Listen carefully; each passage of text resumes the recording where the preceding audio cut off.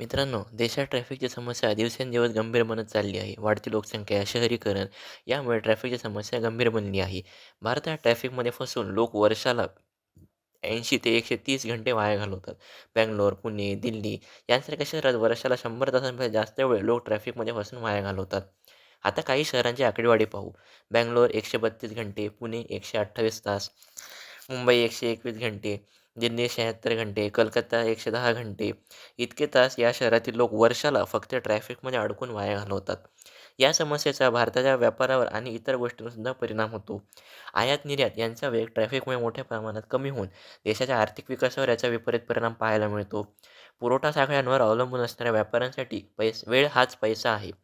ट्रॅफिकमुळे delivery उशिरा होणं, अन्न वेळेवर न पोहोचू शकणं यांसारखे विपरीत परिणाम होतात. त्यांना मोठे आर्थिक नुकसान यामुळे सहन करावे लागते. ट्रॅफिकमुळे देशामध्ये लाखो लिटर पेट्रोल एका दिवसात लोकांना वाया घालवावे लागते.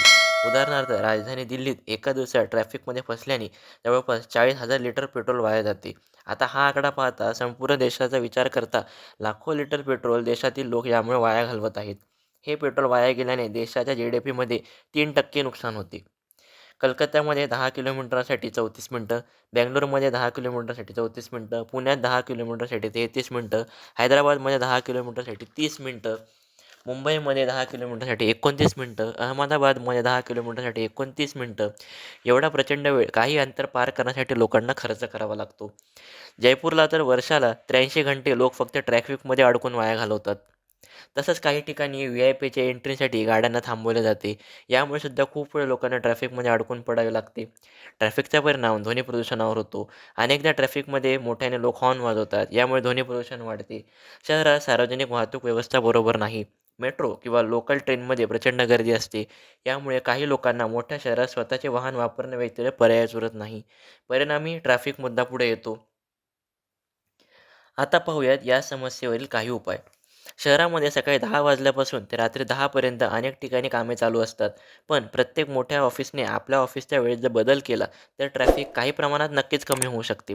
उदाहरणार्थ, A आणि B या 2 कंपन्या आहेत. Aची वेळ सकाळी 9 ते 3 आणि B कंपनीची वेळ सकाळी दुपारी 3 ते 9 अशी केली तर नक्कीच काही प्रमाणात ट्रॅफिक कमी होऊ शकते. यावर विचार व्हायला पाहिजे. असे काही उपाय नक्कीच करता येऊ शकतात. मेट्रो सिटीमध्ये एका स्टेशनवरून दुसरीकडे स्टेशनवर जाण्यासाठी खूप अंतर पार करावे लागते. मग लोक का म्हणून मेट्रोचा वापर करतील? यातील अंतर कमी करायला पाहिजे, जेणेकरून जास्तीत जास्त लोक मेट्रोने फिरतील. सगळ्यात सोपं वाहन म्हणजे आपले पाय आहेत. पण देशात अनेक शहरं पायी चालणं योग्य नाहीत. फुटपाथवर लोक गाड्या लावतात. थोडक्यात सगळ्या अडचणी या साखळीसारख्या एकमेकाला क्रमाने जोडून आहेत. जसं अजून एक उदाहरण पाहू.